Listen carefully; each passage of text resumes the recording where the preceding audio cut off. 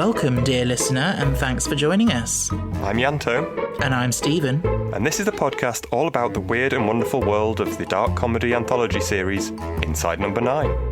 On each episode, we'll be diving into another one of Steve Pemberton and Reece Shearsmith's twisted tales, putting it under a lens and examining it to within an inch of its life. So make yourself comfortable, grab a cup of tea, and join us for The Ninth Degree. Hello. Hello. How are you doing? Yes, I am okay. You settling back into school? Well, yeah, I mean, it's quite a short half term, this one, because we're off again in a few weeks, so... Oh, nice. But then it's a long old stretch till the summer after that. Yeah. I'm enjoying all the bank holidays. I keep booking the odd day off, so I've not worked a full week in I don't know how long, which is great. That must be good. Just all these 4-day weeks. I would quite like that to be a permanent fixture. Yeah, it's a nice time of year for that sort of thing. Anywho, so we're here this week for, is it episode 5? Yes. Episode 5, The Understudy. The Understudy. Yeah, it's an interesting one. Yeah, I'm hoping to learn things. This is one that I don't know as much about, so and I feel like I've missed out on a lot of stuff. You mentioned last week that theatre wasn't really your sphere as much. Well, I really enjoy the theatre. I just don't have any experience of the backside.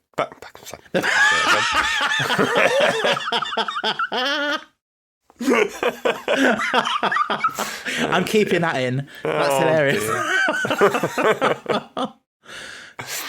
I don't have much experience of the backstage side of theatre. Right. So, yeah. Or I'm not really all that well versed in Shakespeare, to be honest. No, yeah, that's the thing. Didn't really do a lot of it at school. Okay, did you not? I mean, you did do Macbeth, so I do obviously know the story. Oh, right, okay. But yeah, I don't know if I've missed out on a lot of like their references and all that kind of stuff. I won't pretend that I'm an expert in Macbeth at all, but I think it's a good one. It's one that most people probably have done at school because it's a good story and it's a good one that kids can kind of get into. Mm-hmm. In fact, I work in year 6 in primary and we do it in year 6. So. Oh, really? Is that they don't actually do the Shakespeare text, but they look at the story, which is good. We have a big debate about who do they think is most to blame for all the deaths. Would it be Macbeth, Lady Macbeth, or the witches? Yeah. Last time we did it, everyone said the witches, which I found really interesting because I'm like, for me, it's Macbeth because he's the one that did most of the killing. Like, no one forced him to do anything. No, but would he have done it if it weren't for the prophecies and all that kind of stuff? Well, yeah, but this is what I said to the kids. I was like, if someone said to you, like, you could be, rich and famous if you kill this person, and then you go and kill that person, is that your fault for killing the person or their fault for telling you to do it? Yeah. But if a mystic witch told me to do it? Well, that's the thing, isn't it? I don't think they are real witches. I think they're just random old women. With nothing better to do. Yeah, exactly.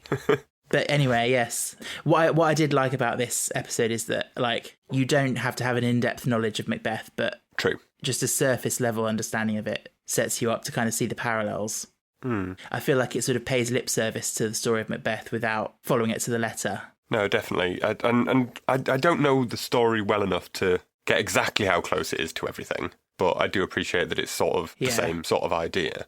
Yeah, I think that's all it is, to be honest. I don't think there's much sort of detail following the story. I think it's just a general sense of, Jim the understudy could achieve greatness if he takes this opportunity to, and the fiancée in this case, who stands in as Lady Macbeth, sort of egging him on. And I think what's quite good is how everyone knows that story and knows that, it's her who's sort of pushing him and all this and that. And then actually they whip that out from under your feet and it turns out it wasn't her. No. In the end.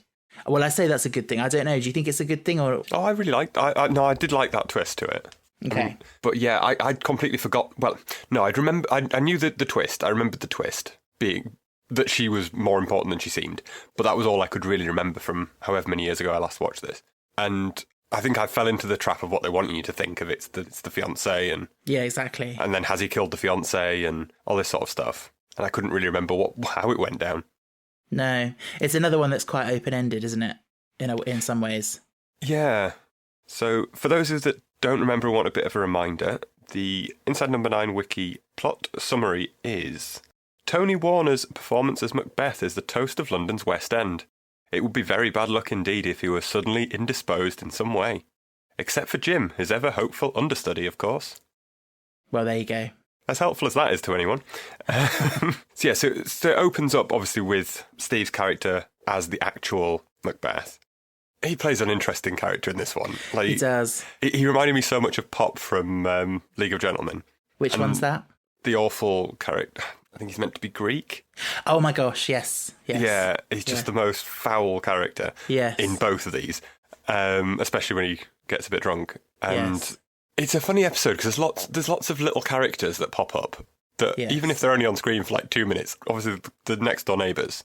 Yeah. How you've got so much character built into those two. Oh, I know. That's my favourite bit of the episode. Because as someone who has done a lot of theatre and like is in that theatre world, like people who are a bit tangential to theatre when they come into it, they all say the same things. And they absolutely nailed that with the thing about, it's the costumes and the lights that make it, isn't it? And you're like, okay, well, it's like my friend and I have a joke that whenever she's in a show, her mum comes to see it and she always says, well, the costumes were lovely. And that's the only thing she says about it. You never really know what to say. And I could just feel the cringiness through the screen. Like, it was just painful to even watch it, let alone be there. Yeah, and when she says about, there was a porter in this, wasn't there? I said to Bill, that should be you. Like, literally, everyone says things like that. Like everyone's grandma saying these things. Very good. They nailed that. And the actors as well. Also liked how Steve's character was, sitting there saying before they came in, I've got absolutely nothing to say to either one of the Bill! Gee! He turns on the charm. Timing was perfect. Yeah. Have you seen the play That Goes Wrong? Yes. And do you know Mischief Comedy who do it? He really reminded me of Henry Lewis, the one with the beard. Right. Is he the big deep voiced guy? Yes. Yeah. It was this character, the way he was like, I like the bit particularly when he said about the people looking in their programmes and he goes, look up people, this is theatre, it's happening now in front of you. So pompous. Yeah, again, he plays that pompous theatre actor who thinks he's better than he is so well. Yeah. Because you said in your synopsis about, well, you didn't write it, but the synopsis said, it said about his performance as Macbeth as the toast of London's West End. You hear a bit of him over the tannoy, and it's awful. Right.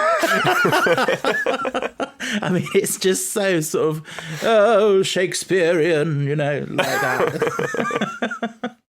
Do they have those tannoys in dressing rooms? I guess they do, yeah? Yeah, in like big theatres like that, they would, yeah. Just playing what's happening on stage? Yes, so you're aware. So you know when your cue is, yeah. So they kept saying on the tannoy, the company of Macbeth, over and over. I thought that was a whole thing you weren't meant to say, the name. It's a superstition, isn't it? Is it not a thing as much as everyone makes out it's a thing? I think these days, I don't know, to be fair, because actors can be very superstitious. But like, if you're doing the play Macbeth, you can't really avoid saying it because it's in the text and all that. Maybe when you're on stage is a bit different, I suppose. But no, that's a good point. The fact that it was on the tannoy, I wondered whether that was intentional, that it was like... Well, exactly, yeah. It was bad luck for the whole show and everything. Yeah, I hadn't actually thought of that, but that's a good point. And like there were cards up saying good luck and stuff everywhere, which obviously is another thing you don't do. I was going to ask if you were aware of that, and you obviously are. Break a leg being what you're supposed to say. Doesn't Jim say good luck at one point, and Laura's like, oh, don't. Yeah, I think he does, yeah. Yeah, I wondered how much of that was intentional on the like meta element of it, of like the commentary on the episode itself. Yeah, I would say it probably is intentional. Yeah, apparently there's loads of things you're not supposed to do in theatres. You're not supposed to whistle backstage. Apparently that's from sailors. Yeah. So I was told. Oh, you do know lots about theatre. I do know some stuff. I just haven't actually been there and I had all my fun facts ready for you, and you know them all. Because wasn't it that sailors used to do a lot of the That's right. Yes. Set work behind, and like the rigging and stuff. That's why it's called rigging. Yeah, exactly. I do know stuff. I just haven't done it. No, well done. I'm a nerd. You are. Is that his real hair? Reese's wig. Oh, it's got to be a wig. It was horrible. Yeah. I'm sorry, Reese, if it was real, but that was horrible. No, can't have been. No, I think they're just, because they're in every episode, I think they're trying to sort of make them look different in each one. And they went with that. So this was the thing that interested me, like how understudies work. So, like, how much practice do they have? Like, they're expected to give the same performance that someone in the audience wouldn't know necessarily that they were understudy. Yeah. but presumably have next to none of the rehearsal time. Yeah, I mean, I think they shadow the main cast in rehearsals, and they probably get separate times to go off in another room and run it and stuff. But I think part of the job of being an understudy is just basically knowing what you've got to do without actually having done it very much. Yeah. Which is a challenge. It must be really galling as well, being the understudy person, knowing that everyone that's in the audience is gutted that you're on stage as well. And they're not getting the person they came to see. And then having to use your opportunity to show off that you actually can do what you can do. Yes, yeah, it's very much like an underdog position, isn't it? The first time that I saw Phantom, I got the understudy for Phantom. Yes. And we were on me and my gran were on the front row in the middle. And it gets to the big bit at the end where he's doing his big speech to Christine, having taken the mask off and everything. And he forgets his line. For all of about 2 seconds, but it felt like eternity. And I was close enough that I could see the terror in this poor guy's eyes when he was trying to remember what his next line was. Yeah. Poor guy. Yeah, I mean, I've had nightmares about drying on stage. I haven't actually acted like on stage for a long time now, but yeah, if you are on stage and you just completely dry, you just feel very powerless. And you're waiting for Betty in the wings to yell your line out. Or yeah, well, most shows I've done, we've not used prompts, and when I direct, I'd like to not have a prompt because I feel like if they're going to be used, then it sort of shatters the illusion. Yeah. So I prefer, normally actors are very good at helping each other out, and if you've forgotten your line, somebody else will know it, and they might be able to guide the scene in the right direction and sort things out. And then throw things at you afterwards. Well, yes.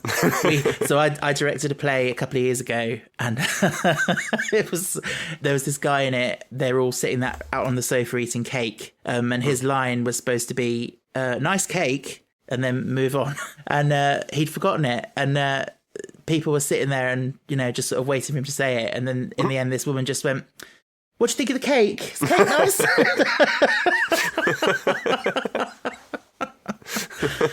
Yeah. Yes, they were doing their understudy rehearsals. And the thing about, I can understand the no blood, but no swords feels a little bit risky I would like to know what their risk assessment is on giving someone that's not trained with swords suddenly with no notice, right, go on stage with a sword. Yeah, because you're right, Jim is saying several times throughout the thing that he hasn't done it with the swords, isn't he? So yeah, they would have to have run it through with the swords and with the fight director. Yeah. But I think because they're saying the fight director's in hospital, so that's why they couldn't. Derek Jacobi, yeah. That bit with Derek Jacobi? Yes, Derek Jacobi hit him in the ghoulies with a nunchuck. That's such an image. Very specific, yeah. You could just imagine Derek Jacobi doing it as well. Yeah. Like, I'm so sorry. Yeah. We've also got, obviously, Felicity, the company manager, who's a nice, interesting character. Isn't she just? And again, she's very much, they hit the nail on the head of, that kind of company. I mean, I've not worked with company managers particularly, but like a stage manager kind of, which is a similar thing. There's so many regulations with health and safety and this and that. And when she's going on about, being quite anal about them signing out and signing in again, even though they only stepped out the door for a minute. Like, yeah, you do have to. And then it's quite a shock when she then tries to chat up Laura. Yeah. Because she seems so straight-laced and like by the book. Yeah. And then she goes and sort of does that. And it's a bit like, oh, okay. Yeah, I did think that was an odd choice. She's an interesting character. Like, why would she do that? Yeah, I kind of didn't fit really with what you see of her. Although I suppose people are complex. Well, true. But yeah. It'd be one thing to have hit on someone that's single, but that's actually engaged feels a little bit like... Yeah. Your odds aren't very good here. Well, I don't know. Was her intention to actually, do anything with her, or was it just to see her naked, Well, maybe. I think it was more that. I think it was more just opportunistic. Like, true. Yeah. Pop your jeans and top off. Can we just say as well, like, Kirsty, the dresser, I like her a lot. The actress, Rosie Cavaliero. Yes. She's so good. Yeah. She's one of those actresses that's just, like, very normal and, like, she's like a normal person, like a real person. Mm-hmm. I haven't seen her in much, but I can only see her as a character in Friday Night Dinner if you've seen it. I haven't seen that. Well, I have seen bits of it. Right. But... She's just very, very giggly. Oh, okay. For me, it's what I know her from is that episode of Banana. Oh, I have seen it. I can't think what... Yeah. So Wait, for anyone what's she in who's that? not aware, I'll just explain that Banana was a little series of short half-hour individual. It's like an anthology like this, series of LGBT stories by Russell T Davies and some more emerging queer writers, done about 10 years ago now. And yeah, she was in the one she was in was there was this young girl who was basically obsessed with her. I think she saw her in the supermarket. Oh. And then it was like love at first sight. And it was quite bizarre because it was this young sort of person who'd fallen in love with this older middle-aged lady who was nothing special. Like she says so herself in the episode. She was like, I'm just me, like a mum, going to the supermarket. And it was, she played that role so well as well. And she plays it so well here as well. So believable.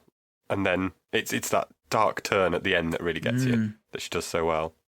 Yeah, I mean, she seems quite unhinged at the end. When she says about how she's been to see everything he's done, and she comes several times a week to see the little differences in his performance. Yeah. You start to think, oh, okay, a nutter. This is creepy. Yeah.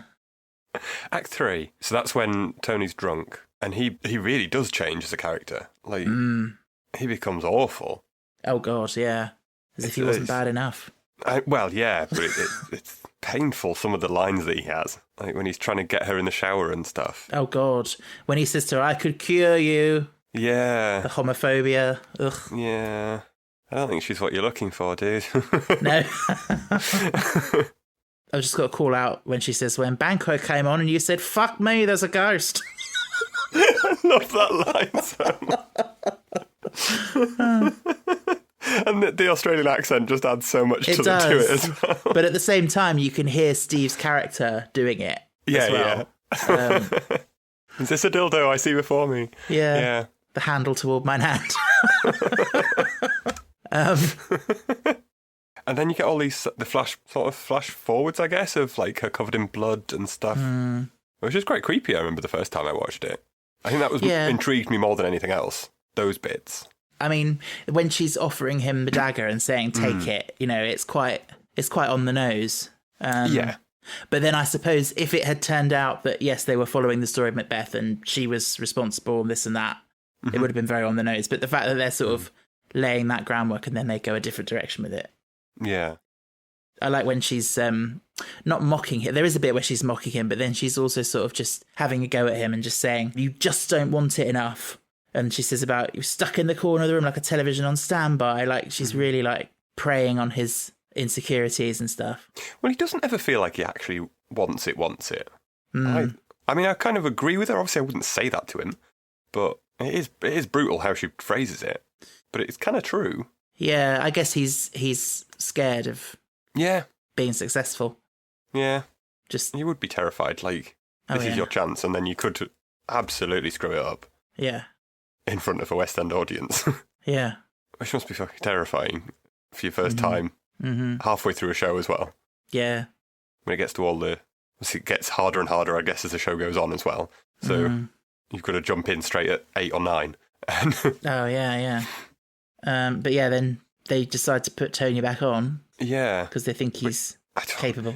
Is that because they think he's capable? Is that because Felicity's not willing to put Jim on? It's partly that, isn't it? And I also think because Laura's been so pushing it, saying, no, he's ready, he can do it. And I think Felicity's a bit like, what she says about, I'll make that call, thank you. Like, she thinks it's her job, which it is. So I guess she's maybe being contrary to what Laura was saying. Just for the sake of it, yeah. But yeah, I wonder what level is, she doesn't like Jim versus she does like Tony. What's tipping the scale in as to where she went for? Because he clearly was hammered. Oh, yeah. And if it was vodka, it's going to, as drunk as he is now, in 20 minutes' time, he's going to be even worse. Once it's properly got into your system. Or wig alcohol, or whatever it turned out to be. Well, yes, pure. What's wig alcohol? Yeah, it's like, I would imagine it's like ethanol, like pure alcohol. Wigs are thirsty. Oh, it's it's to clean them. I know. I gathered.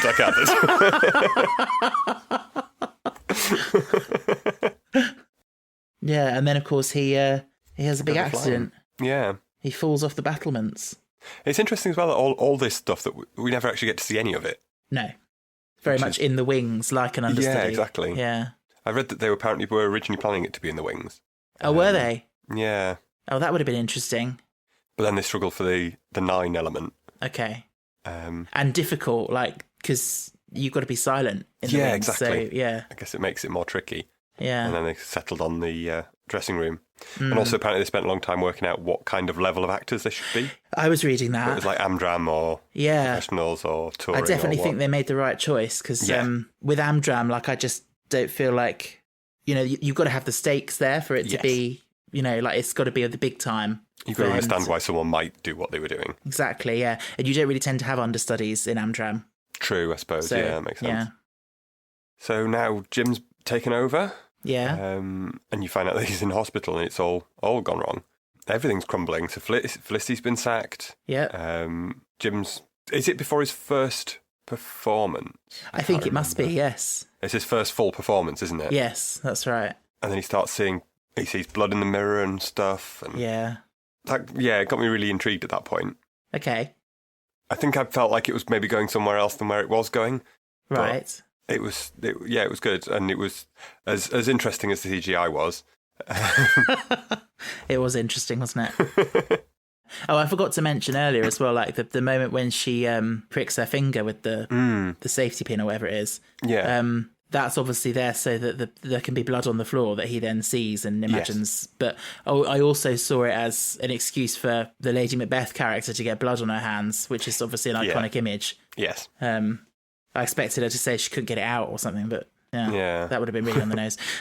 Yeah, it's a fine line of how far you can go to the... Well, exactly, but then, I mean, they had the moment where she's, like, handing him the dagger, saying, take it, like...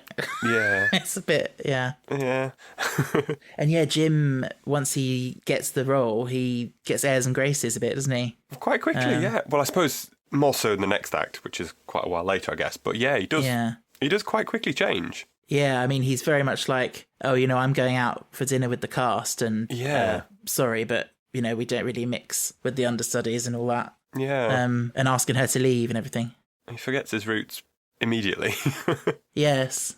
It's funny how power changes people. Yeah, especially when you consider at this point, he fully believes Laura's just, like, set this guy up to be paralysed. Yeah. You'd think he'd maybe be a little bit more on her side, if nothing else, to keep himself out of trouble. Like, keep her on side from saying anything. Yeah, it's interesting to know what she's thinking at this point, though, because she seems to act very much like she's done something. Well, yes, I was thinking that. And when she leaves the room and he says, thanks for this, and she does this little look as if to say, okay, whatever. But I guess it's that kind of role is so tricky, isn't it? When you've got to let the audience believe one thing, but you've got to be convincing for what it actually is as well. When there isn't actually as much of a reason as to why they should be doing what they're doing. I guess she's just going along with whatever he says at that point. Yeah. But yeah, because like I said, it'd been a long while since I'd last watched it. I did think there was a lot more to what she'd done than she actually had done on this rewatch. Yeah, I don't think she did anything. No. I think she just, she made a few suggestions. And, it was mainly just the egging him on to take it's probably just genuine, opportunity. Yeah. Honest, like, persuasion rather than actually gone to any lengths to do anything. But we're just assuming bad things because this program makes us think bad things. Well, and because obviously you're meant to be following the plot of Macbeth. Well, true, that as well, yeah. Yeah. So then we get Act 5. Act 5, 19 months later. Yes, which I thought was a strange time gap. Because the way they play it, to me, it feels like it's a longer time. Yeah, it feels like quite a long time. I was, maybe they could have almost chosen like 9 years if they wanted to have 9 in it. Like, I assume they just purely wanted a 9, and they didn't want to go as far as 9 years. Yeah, but they need to get him a new wig. Age him up a bit. He goes through a lot in 19 months. Yes, he gets his little part on Game of Thrones. Yes, good for him. He's been to Broadway and back. Yeah. Taken Macca's to Broadway. And now he's doing Dick the Shit. Yeah. Have some respect. Well. What would Derek Jacobi say? He probably says it too. Oh, darling, I'm doing Dick the Shit. It's crazy how just a lick of paint makes that room look so much nicer. my God, does that room look hideous to start with? Yes. And then it looks kind of okay, if not quite nice by the end of it. Yeah. I did think it was slightly strange how, like, because obviously this is the star's dressing room, like, it's the lead character, but it's number 9. Like, wouldn't you think that would be number 1? Well, I wondered this, yeah. And would there even be 9 dressing rooms? Probably. How many I don't dressing know. rooms I don't know how big theatres are, but In a big West End theatre like that, I would think there would be. I But... thought they doubled up and stuff. Oh, well, they probably do, yeah, but I don't know. By the way, the establishing shot at the beginning, is it the Wyndham's Theatre? It is the Wyndham's, yeah. Which obviously they nice then little- did their nice stage full show circle. at. Yeah. Yeah, So that was nice. yeah. I wondered whether that was that they chose it because it was like their favourite one, maybe, and that's why they chose to do the show there later. Maybe. Or whether it was purely just coincidence and available theatre at the right time exactly, when they wanted to yeah. do the show. But Yeah. yeah, I did think that was nice, and especially considering this is one of the earliest episodes to kind of the last thing, as far as we know, Yeah. in the franchise. It's quite nice. Mm-hmm. But yeah, he's fully become the Tony character by the end. He has, yeah. And then he changes so much. yeah, he really has. And then obviously we see Tony again, who's become quite a bit more of a sympathetic character. Yeah. Since he's now paralysed and in a wheelchair. Yeah. He's quite limited in terms of what he can do. Yeah, it's nice though that he's still able to keep in the game that he enjoys. Like he's That's still true, doing yeah. he's doing his audiobooks and things, Yes. which is it's not like he's just given up and he's just sat in his chair. He's still getting to be Yes. part of what he does like to a degree. Yes. But obviously that scene when Jim meets Tony again, like obviously Jim is thinking throughout this whole thing that his ex-fiancée was responsible for this. Which I think is interesting then when he asks him, what about that girlfriend of yours? And he sort of doesn't know who he's talking about. Is he just masking that at that moment? Or I wasn't sure. It seemed genuine. because you'd think she would be in his mind if he believed that. Especially seeing Tony again, yeah. Yeah.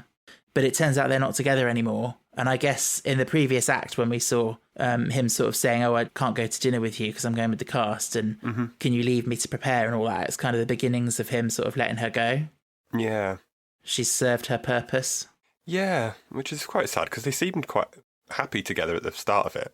Yeah. So whether something else has happened that we've not seen or whether it's just the power's gone to his head and he's given up, which is quite sad. But presumably that happened before he went to Broadway. Yes. And then do we believe that she's actually committed suicide? As opposed to Kirsty killing her? Yeah. Because there's that moment where she picks up the ring and she says, oh, I took it from Laura. I think she wanted me to have it. Yeah. Is that because she's taken it off her dead body that she found, or did she kill her? But why would she kill her? So it's a less obstacles between her and Jim, I would say. So she wants to be with Jim. Well, I think she maybe doesn't necessarily want to be with him, but she wants to think that there's not someone that he likes more, or that she's like in control of his life, and she's taking out people that are close to him. I don't know. Maybe, yeah. Because I didn't get a sense that she wanted to be with him. I think it was just a sense of, oh, you're amazing. That's the difficulty with these things. There's so many questions like this that you just don't. We don't have enough information to go on. But I think I was very 50-50 on whether I think she killed her or she committed suicide. Yeah, I don't know. To be honest, I think I was leaning to. I believed it, actually. I think she did. I think it was a sense of. Oh, I don't know. Why actually. did she commit suicide? Yeah, why would she? I know that we're meant to believe she committed suicide and that fits with the guilt thing. Yeah. But once you take the guilt thing away, especially in that theatre, it was in that dressing room. Yeah. What reasons does she have to? But I don't know. I feel like if we were supposed to think that Kirsty had killed her, wouldn't they have made it slightly clearer somehow? Because I don't know what evidence is there to say that she killed her. Just the picking up the ring, that thing. Yeah. And just that Kirsty's weird. Well, yeah. and I don't really believe anything she says. Well, yeah. I just love her performance. You know the bit when she's putting on his boots or whatever, and he says about Laura was responsible for Tony's accident, and then she just looks up and she goes, "Well, that wasn't Laura. That was me." Like, "Oh, that was me." Like, "Oh, I made you a cup of tea." Yeah, yeah. Oh, I so spiked his drink. Yeah, it's so, yeah. But yeah, we've only got Kirsty's word that that's how she died, and that's what makes me not believe it. That's true. But also, she didn't she just matter-of-factly said that she bumped off Tony, I guess, in a way. So why wouldn't she say, oh yeah, I killed her? That's true. I mean, maybe if you said you don't believe anything she says, maybe she's not even dead. Maybe she's just saying that. Well, yeah. Why she would, I don't know. But Wow. One bit that confused me, actually, is I think it was just before Tony's accident. There's that bit where Laura's left alone in the dressing room. Yeah. She takes her ring off and then she hears water in the shower and she goes to the shower. And I'm like, and then there's nothing there. And I don't know what that was supposed to be. No. It kind of read like it was... If it was a regular series, that would feel like that was a storyline that they never went somewhere with and they forgot to. Whereas here, it must have been... It's obviously intentional. But I don't really understand why. Or is it meant to be shown that thinks she's going mad? I don't know. No, that was a bit strange. There are quite a few bits in this where they're clearly put in to make you think one thing, but that don't work once that's proved not to be true. Exactly, yeah. Which is a bit of a downfall for the episode, unfortunately, for me. But I agree, actually. I think that's the thing about a good twist. It's got to work... logically, once you know the answer. Yeah, it's got to work both ways, hasn't it? Yeah. Yeah. I did enjoy the twist, and I did enjoy how sudden it went so dark. And how you see on, like, Jim's face, just like, oh no. Oh God, what's this woman going to do to me next, kind of thing. Like, she's always just watching him and watching his life. Which must be terrifying. Yes. Especially when you know how quickly she could bring down someone's career. Well, yeah. I think she was great casting for that role because, like we said, she's so normal and down to earth and just sort of you wouldn't expect anything of her to be doing anything like that. And of all the bit characters, until towards the end, she's one of the smallest parts. Yeah.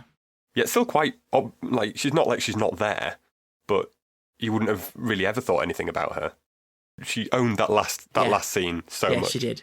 She's very good. Yeah. It's an okay episode. Yeah.